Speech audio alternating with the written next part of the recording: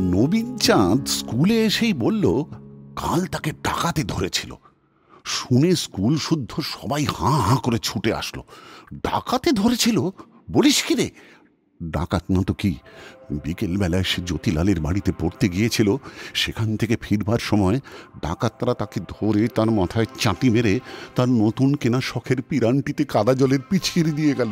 আর যাবার সময় বলে গেল, চুপ করে দাঁড়িয়ে থাক, নইলে দড়াম করে তোর মাথা উড়িয়ে দেব। তাই সে ভয়ে আড়ষ্ট হয়ে রাস্তার ধারে প্রায় 20 মিনিট দাঁড়িয়েছিল।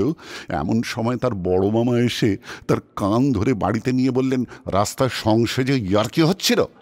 নবীন চাঁদ কাঁদো কাঁদো গলায় বলে উঠল, আমি কি করব, আমায় ডাকাতে ধরেছিল। গল্প দাশুর কীর্তি, লিখেছেন সুকুমার রায়, পাঠে শ্রীকান্ত আচার্য।